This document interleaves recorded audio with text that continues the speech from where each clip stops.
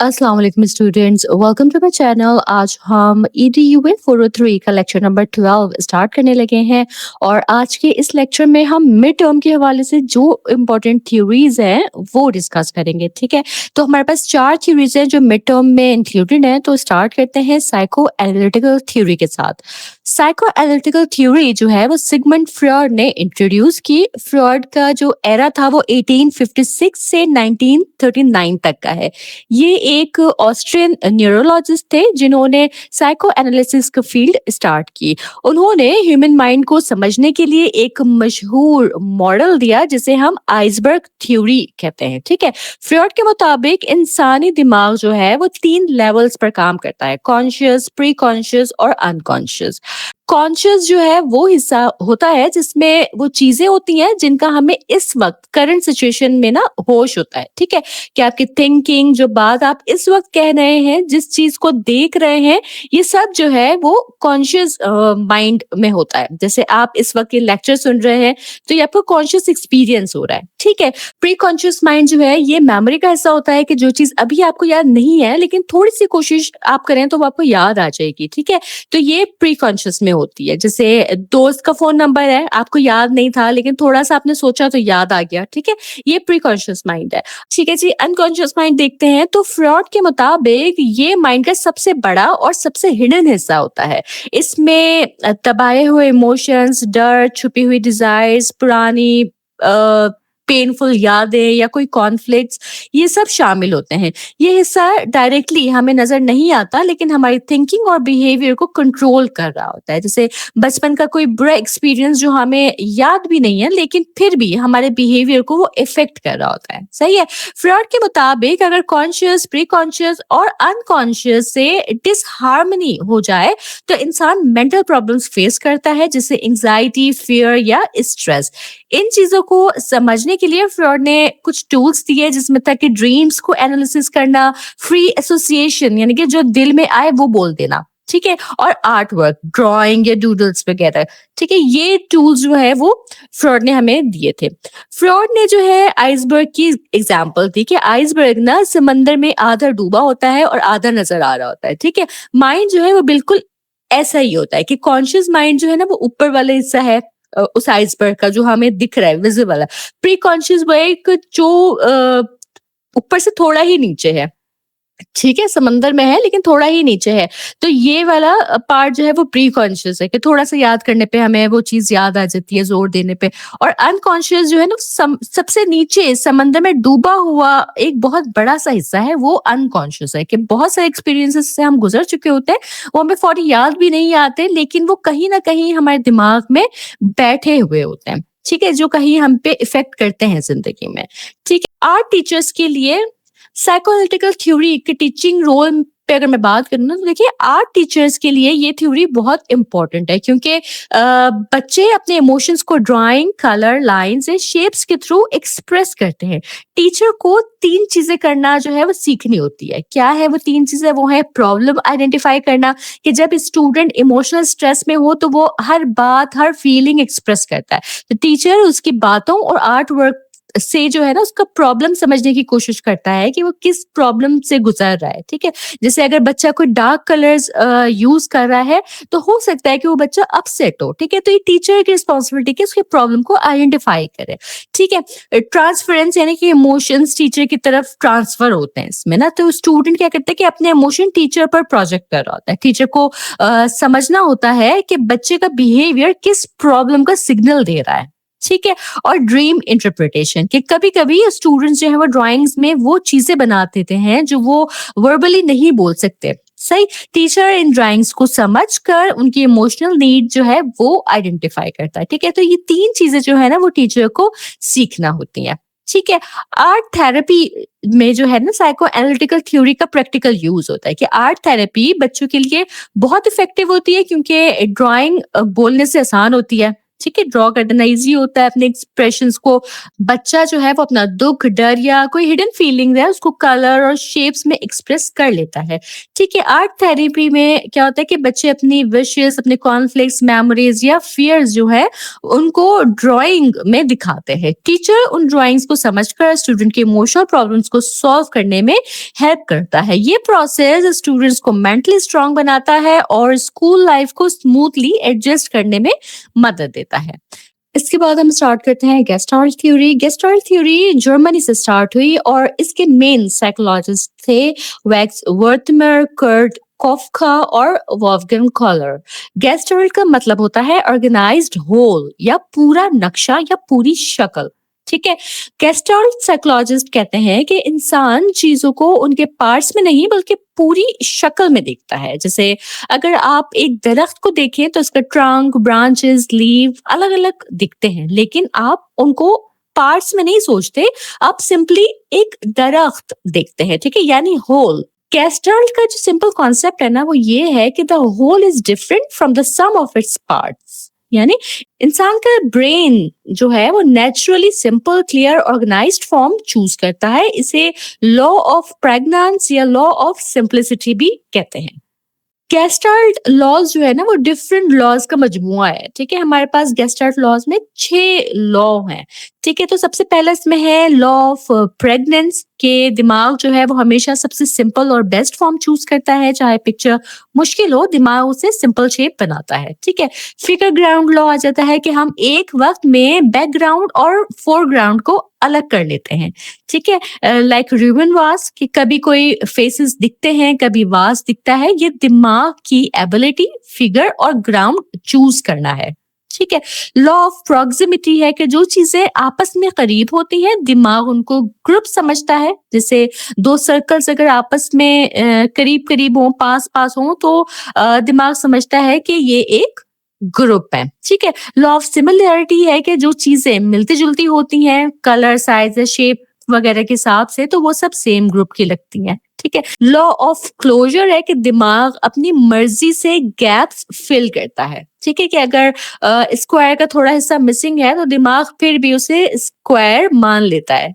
ठीक है, law of continuity है कि दिमाग स्मूथ लाइंस या कंटिन्यूअस लाइंस को फॉलो करता है, ब्रेक्स या छोटी शेप्स इग्नोर कर देता है। जैसे 2 क्रॉसिंग लाइंस हो तो दिमाग ना उनको 2 लॉन्ग लाइंस समझता है, ना कि 4 छोटी शेप्स। ठीक हो गया।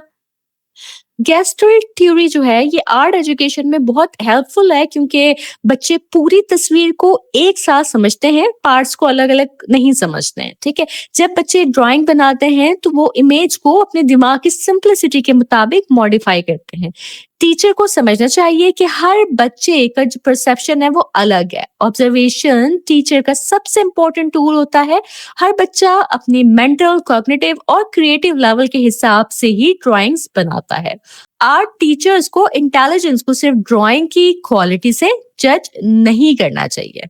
ठीक है, बच्चों के आर्ट वर्क उनके इमोशंस, इमेजिनेशंस और अंडरस्टैंडिंग्स को शो करती है, इसलिए आर्ट टीचर्स को हर बच्चे की परसेप्शन और थिंकिंग को समझकर गाइड करना चाहिए।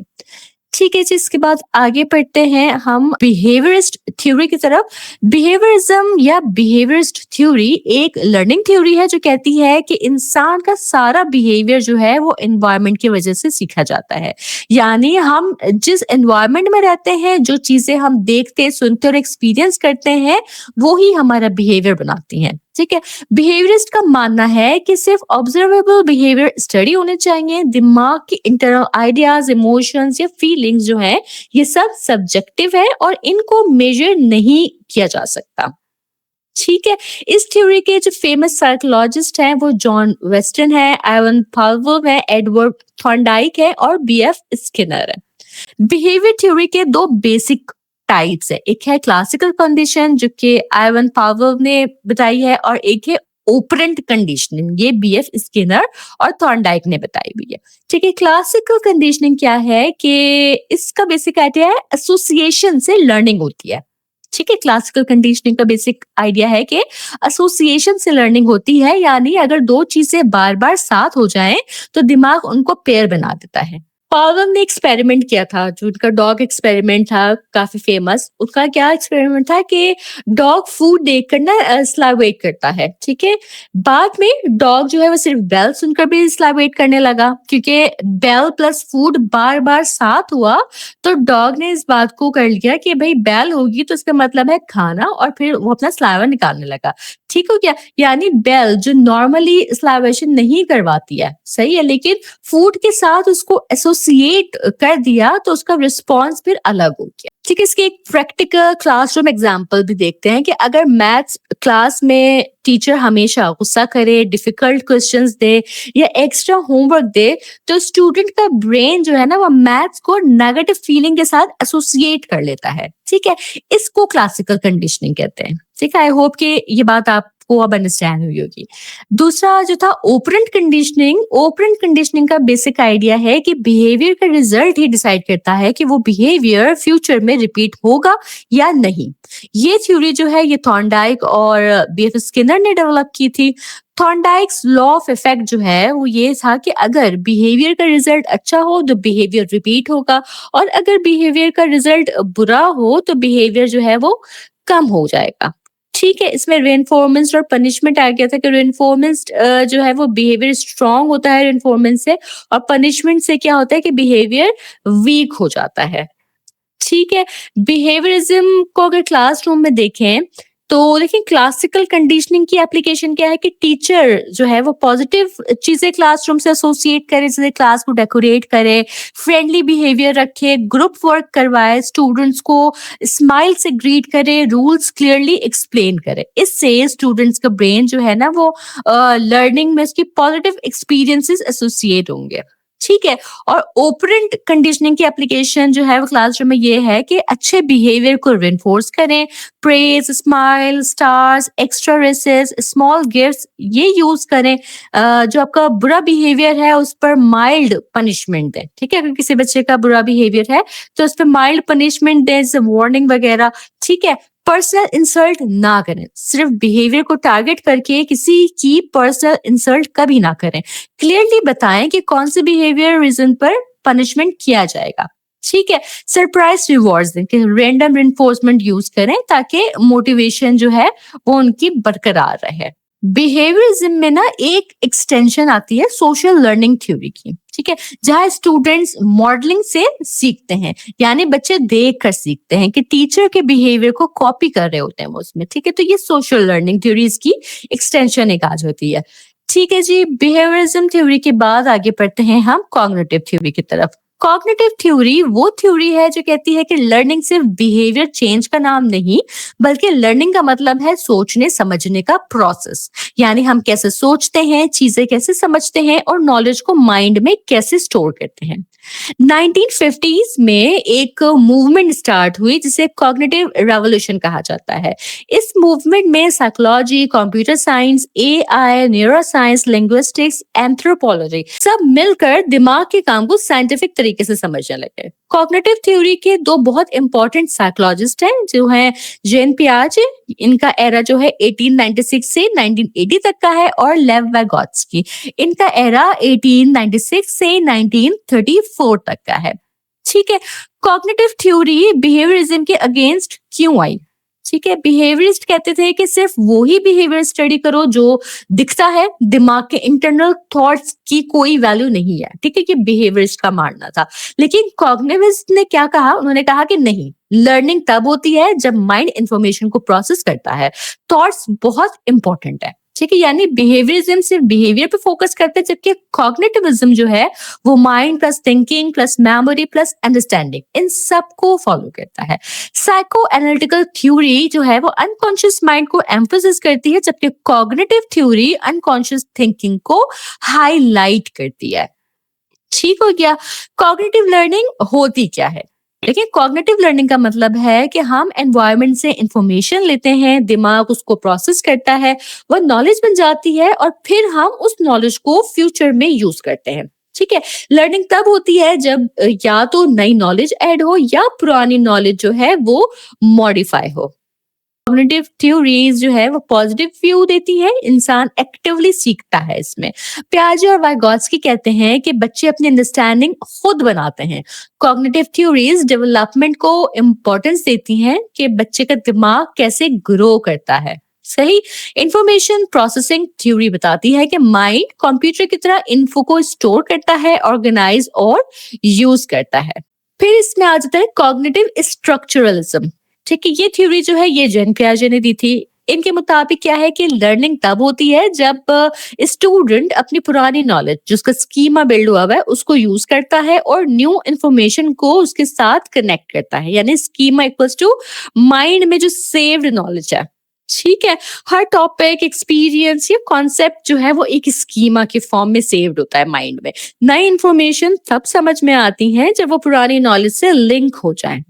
ठीक है, स्केमेटा का काम है कि कैरेक्टराइज करना, रिमेम्बर करना, समझना और प्रॉब्लम को सॉल्व करना। यानी स्कीमा इंफॉर्मेशन को ऑर्गेनाइज करने में हेल्प करता है।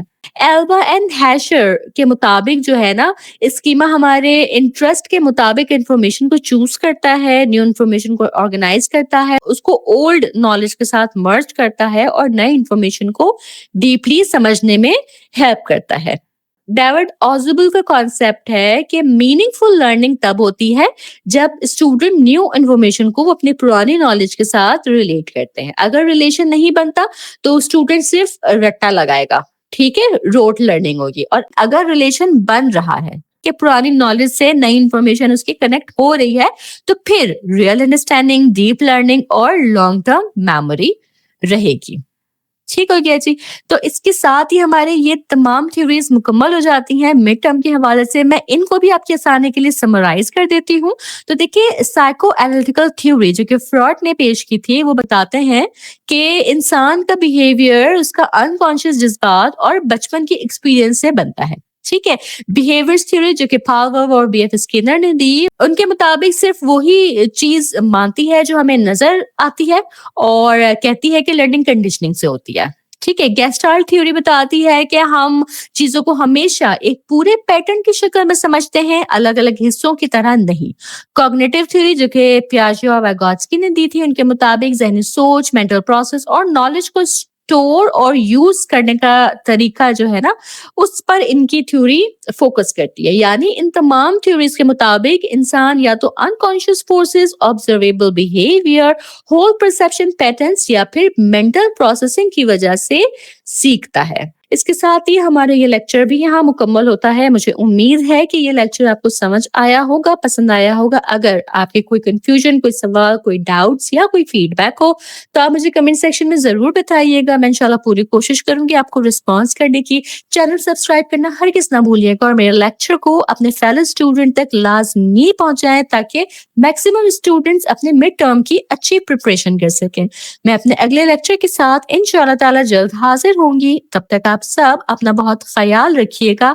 अल्लाह हाफिज।